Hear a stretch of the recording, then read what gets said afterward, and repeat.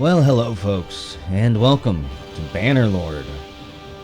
Hopefully, hey, if you're seeing this, then everything has went off without a hitch. There's no video hiccuping, there's no audio desync. I've been fighting technical problems for fucking 2 weeks now, with pretty much every single game that I record, and I have went through and done a whole bunch of technical stuff on my side to hopefully try and fix this. I would like to record something at some point in the free time that I have, so I guess if you're seeing this, all my bitching right there is for nothing, but it's to let you know why there hasn't been a damn thing since Dismantle. We've been fighting technical issues. We're gonna do a new campaign. I don't think this game has permadeath. I am not gonna have this series go on forever. One way or another, I'll be ending it whenever I so feel like it. There's no mods at all. This game is kind of a pain in the ass to mod, so I'm not even going to bother with it. I don't want to deal with my saves being broken, like I've had to deal with so many times in the past with games you cannot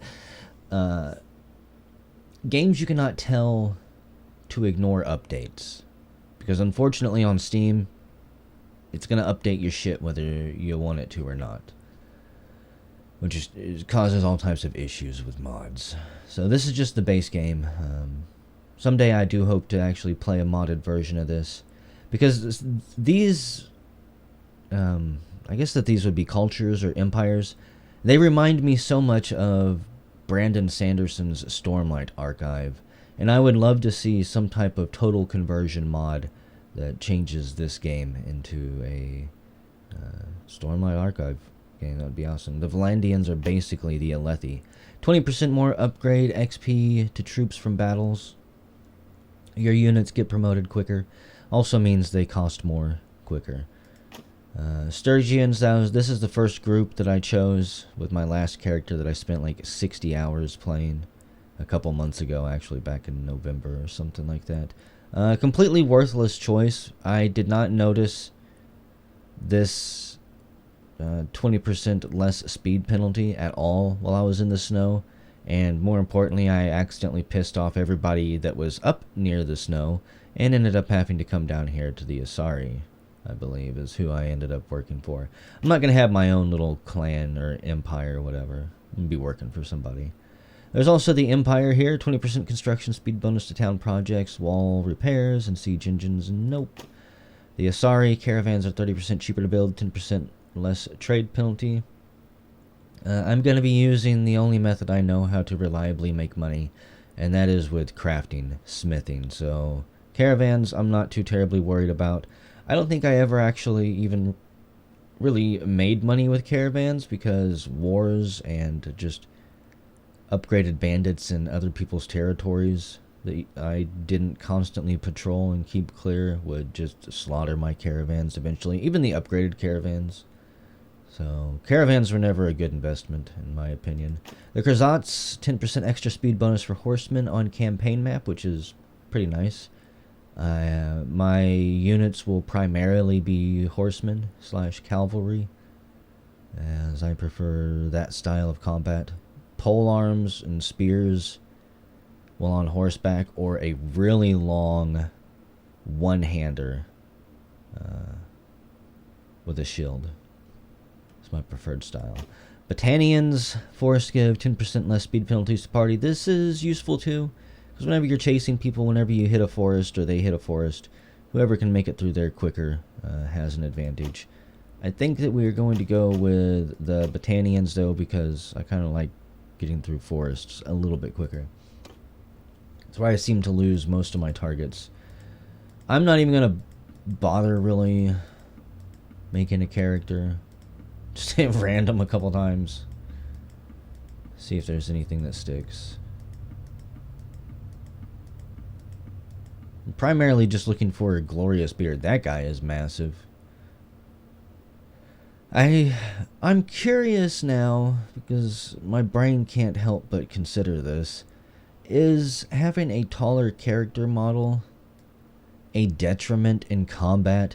Because this guy right here is going to catch far more arrows and thrown axes and rocks and spears than this guy right here, who they're just, yeah. So maybe you would, if I was min-maxing, I would probably want the smallest character. Oh damn, that's kind of a glorious beard. How do I go back? Yeah, pretty glorious beard. I'm not going to change anything. Whatever we rolled is what we rolled. No markings, we are good to go. So we were born into a family of smiths. As I said, we're going to do smithing. This unfortunately does give me mastery points in two-handed weapons, which I'm not particularly interested about. Two-handed weapons aren't terrible, especially on horseback, but you can only level up skills that you have mastery points in, and you only earn mastery points every so often, so you kind of have to not completely waste them, especially if you want to min-max. I am going to... maybe not, maybe not. I'm going to talk myself out of it. Athletics is good. Don't care about throwing, though. Charm. Medicine. Scouting is good and tactics are good. So we'll be foresters. Wish there was music in this game. I may end up adding my own music, and I don't know whether or not it'll be thematic or not. As a child, we were noted for our leadership skills. Is there a smithing one for this? Wait, with people, wait, with horses. Horses and medicine is pretty good. But so is tactics and leadership. Yeah. I don't particularly like bows. I don't mind crossbows. Athletics. We'll do leadership. Also gives us point in cunning. Like all village children, you helped out in the fields. We also... we repaired projects. Ooh, yeah. Because, again, I don't want that. That gives us 1 point to smithing and engineering. Engineering...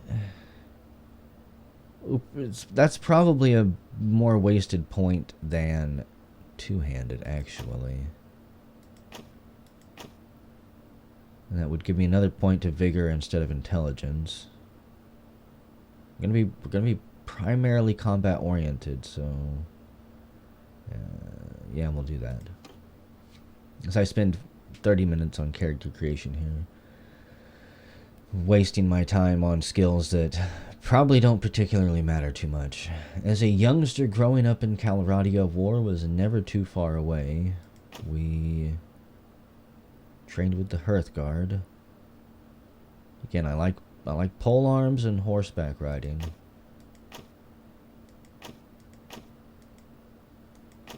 Pole arms and horseback riding it is. We trained with the Hearthguard. And before we set out for a life of adventure, our biggest achievement was... we invested some money in some land that would give us better trade. Smithing. Again, it's good. We hunted a dangerous animal.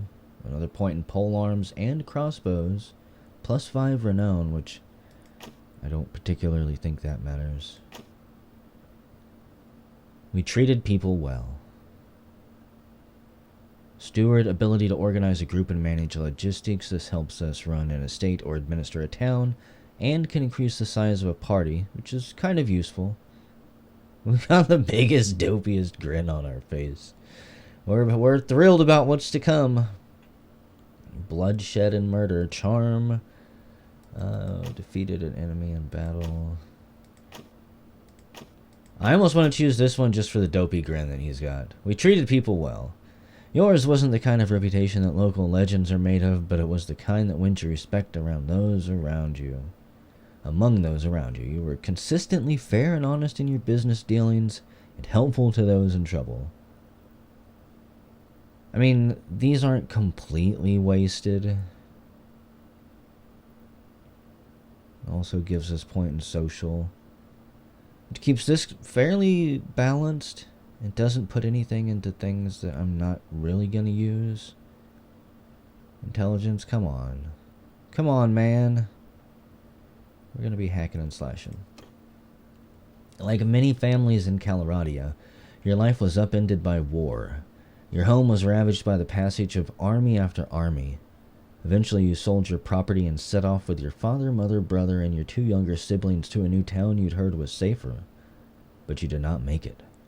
Along the way, the inn at which you were staying was attacked by raiders. Your parents were slain and your 2 youngest siblings seized. But you and your brother survived because...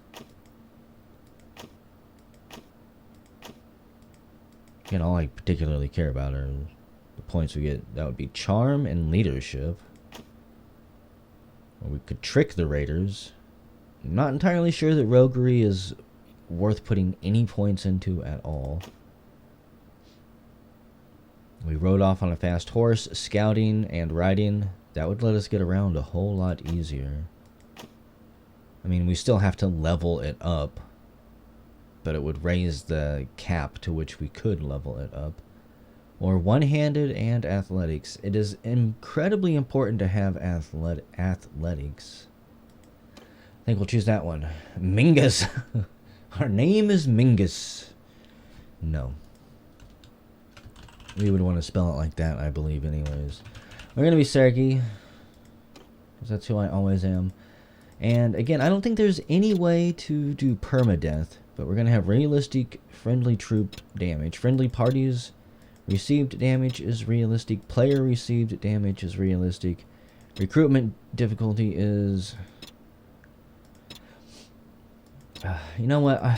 I'm half tempted to just... I think I'm just going to keep this on very easy, because I don't want to spend all of my time running around from town to town trying to recruit people. You will need better relations with notables to access all of their troops. Maybe we'll just do easy 1 extra. God, I hate having to spend so much time running around finding troops. It's like in Sid Meier's Pirates, when you need crew and you simply cannot find any anywhere. It becomes quite frustrating. Some people might find enjoyable, but while recording, fuck off. Map movement speed, we're going to do realistic. Combat AI difficulty. I don't think I could do veteran.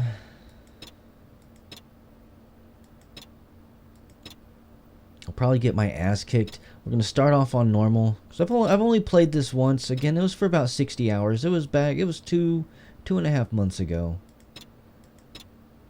So, we'll see how rusty I am, and if I feel like it, maybe we'll bump it up. Disable birth and death. Probably not going to be having any kids. I'm not going to disable it. I'll keep these annoying right side map notifications on. And my clan can level themselves up. Because leveling your clan members up is a pain in the ass. They have to be in your party, which means you might have to go hunt them down on the other side of the empire and recruit them, and then allocate their points and then kick them back out. And nah, I'm sure there's a mod that fixes that, but I don't got it.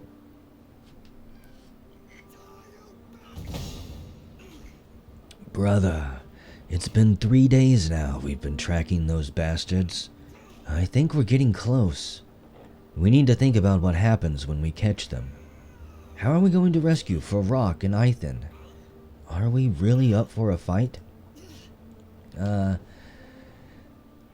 Yeah, we have no time to lose. We can do more if we split up. We're gonna go this way because doing the tutorial nets you absolutely nothing. They take it all away from you, and I've already done it. Yes, brother, time is of the essence, you fool. Let's go. We must split up. All right then. Let us split up and look for the little ones separately. I'll send you a word if I find them before you do. One other thing, brother. We want people to take us seriously. We may be leading men into battle soon. So, let's give our family a name and a banner, just like the nobles do. We're gonna pull it straight out of our ass. Apparently. Do not want to go back to training. Where's my... let's edit this. So, There's only one symbol in this entire thing that is suitable for me. It's this one.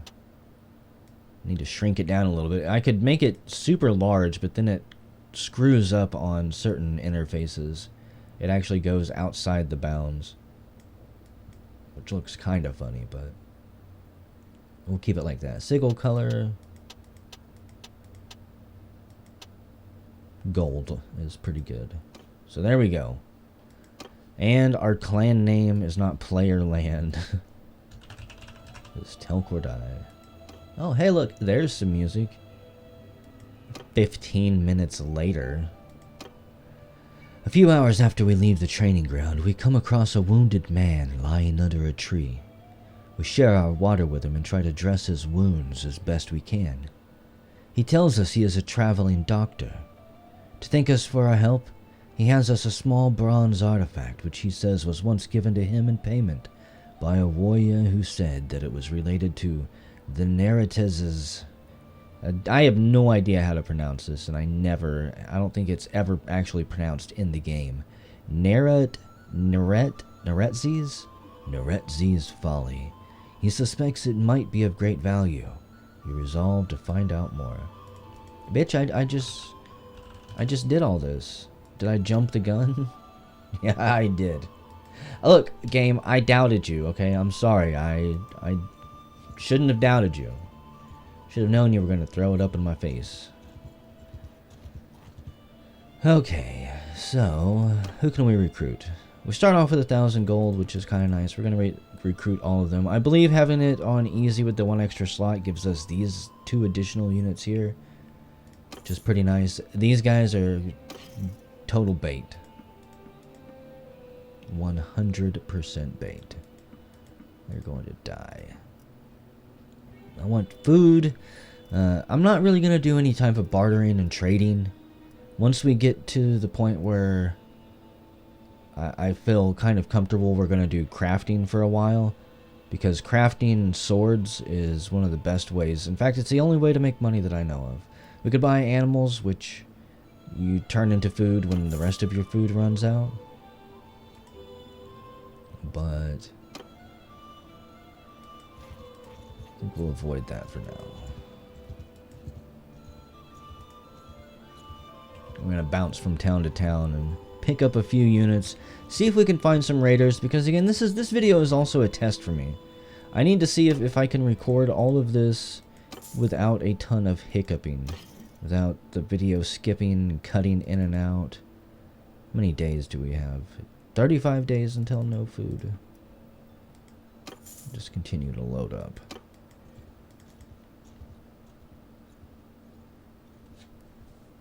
I have no idea who we're going to work for. Obviously, I want to try and stay up here. Ooh, if I could go work up here in the forest area, where the forest is super thick, considering the fact we've got that little bitty speed bonus. Hey, looters. We'll catch up to them here in a second. This is what I was looking for. Maybe? No. I cannot waste gold yet on horses. We're gonna have ourselves a nice little fight here. Corner these guys in the valley. Back off, stranger, unless you want trouble. Oh, I don't mind at all, brigand. You can surrender or you can die. You'll never take us alive. Is that right? Is that right? Oh boy. Game, please. So I've got 9 units. You know what, you guys? I'm not gonna be tactical at all here. I'm gonna let my units go up. They can engage first, and then I'm gonna spear somebody. I need to.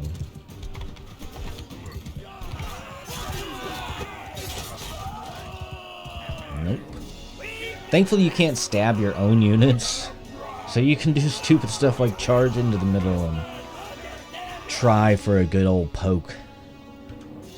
We lost to nobody. We killed 5 of them and only captured 1. Shouldn't even bother with looters.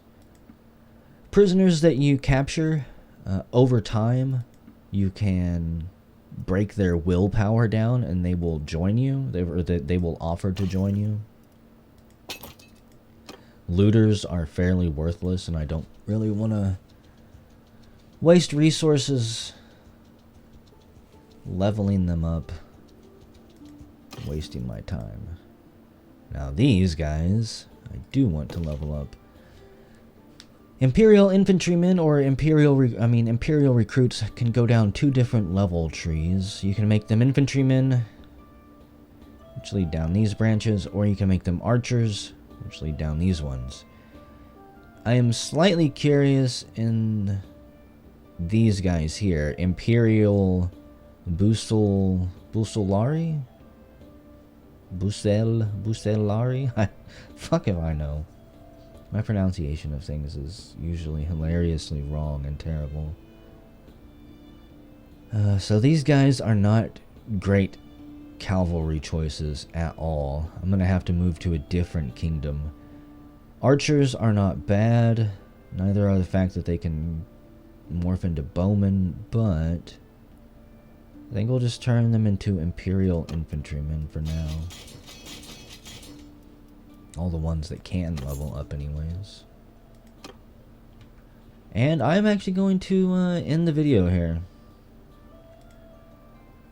Quite frankly, I need to test it, check the settings, make sure that, again, that everything is actually viewable and it's not completely desynced and screwed up. If it works, I'll see you guys next time.